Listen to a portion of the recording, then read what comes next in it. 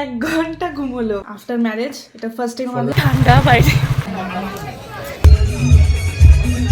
1:30 বাজে, এগুলো গোছাবো কখন? Hello everyone, good evening. তো আজকে একটা নতুন ভ্লগ নিয়ে চলে এসেছি। আজকের ভ্লগটা তোমরা দেখতে পাবে বিয়েবাড়ি ভ্লগ। আজকে হচ্ছে বউ হাতে নিমন্ত্রণ আছে, বিকাশের এক বন্ধুর বিয়ে ছিল। তো আজকে তারই রিসেপশনে আমাদের দুজনে ইনভাইট আছে, সেখানেই যাব। এখন অলমোস্ট 6:30টার ওপরে বাজে।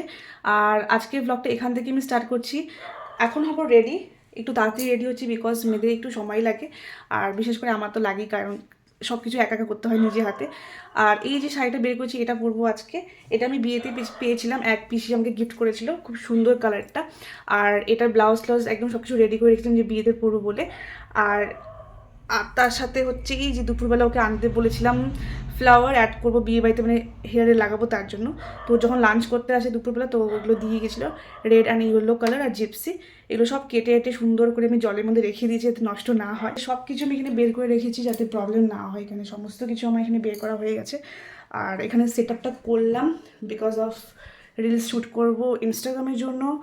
আর বিকাশ আসলে দেন তাড়াহুড়ো যাতে না হয়, মানে একসাথে রেডি হওয়া বহুত চাপ, যাতে ও আসলে ওকেও হেল্প করতে পারি। অ্যান্ড ও আসলে পরে আমি দেন শাড়ি ফাড়ি পিন আপগুলো করবো, তাহলে ও থাকলে হেল্প করতে পারবে। তো মেকআপটা এখন করবো যাতে পরে এটা চাপটা না থাকে, তার জন্য আর কি তাতে রেডি হবো। তো জাস্ট ক্লিন করলাম ফেসটা, এখন মেকআপটা করতে বসবো। আর আজকে পুরো বিয়েবাড়ি ব্লগটাই শেয়ার করবো তোমাদের সাথে। আর কালকেও ইনভাইট আছে পর্ব দুটো, রিসেপশনের ইনভাইট আমাদের। কালকে ওর ফ্রেন্ডেরই রিসেপশন, সেখানেও ইনভাইট আছে। আজকে শুক্রবার, কালকে শনিবার। যাই হোক, আজকের ব্লগটা দেখতে থাকো। আই হোপ কি তোমাদের আজকের ব্লগটা অনেক অনেক ভালো লাগবে। এখন চলো রেডি হই, এরপর তোমাদের আমি ফাইনাল লুকটা শেয়ার করব। এখন বাজে অলমোস্ট 8টার উপরে। তো আমি বেস মেকআপ করে নিয়েছি এখানে, আর কিছু বাকি আছে, শাড়ি করে নিয়ে করবো। আর ওই যে আমার বরমশাই অফিস থেকে এসে 1 ঘন্টার উপরে হয়ে গেল, ঘুমোচ্ছে। রেডি হবো না, এখন শাড়ি ঠাড়ি পরবো, দেন ও রেডি হবে, তারপর বেরোতে বেরোতে 9:30টার আগে বেরোতে পারবো না। চলো চলো, ওঠো ওঠো ওঠো।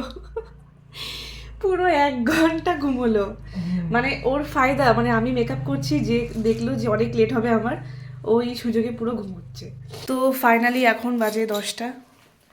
ভেবেছিলাম অনেক আগে বেরোবো, বাট আমার জন্যই লেট হয়েছে আমি জানি। এই যে আমার হাজবেন্ড এখানে রেডি, পুরো ম্যাচিং হয়ে গেছে না আফটার ম্যারেজ। এটা ফার্স্ট টাইম আমাদের, ফার্স্ট টাইম আফটার ম্যারেজ যাচ্ছি না মানে একটু অন্যরকম ফিলিংটা একদম।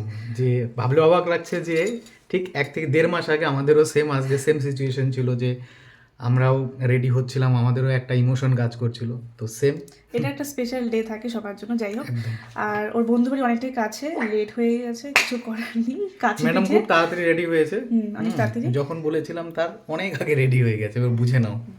যাই হোক, আমাদের ওভারঅল লুকটা তোমাদের কেমন লাগছে আমাকে অবশ্যই কমেন্টস করে জানিও আমাদেরকে। আচ্ছা এখন বেরোবো, চলো। আর এখানে গিয়ে যতটুকু পারবেন ব্লগ শেয়ার করবো। কি ঠান্ডা বাইরে, ও পুরো একদম স্যুট বুট পরে আসছে।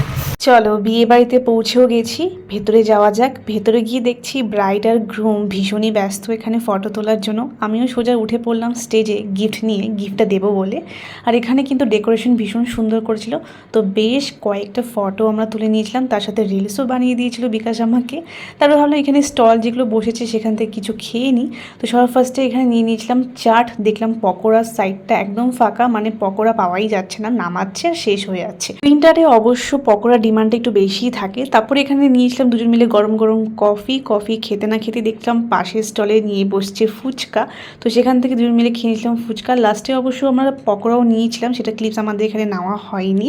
অনেকটাই রাত হয়ে আসলে, তো ভাবলাম মেন কোর্সের দিকে যাওয়া যাক। খেতে বসে পড়েছিলাম দুজন মিলে, এখানে অনেকটাই ভিড় ছিল, অনেকটা কষ্টে সিট নিয়ে বসে পড়েছি। তারপরে এখানে রাধা পল্লবী দিয়ে স্টার্ট হলো, তার সাথে ছিল কিন্তু ছোলা কাবলি, দেন রাইস ছিল, আর মুগের ডাল যেটা থাকে কমন একদম স্টার্টারে।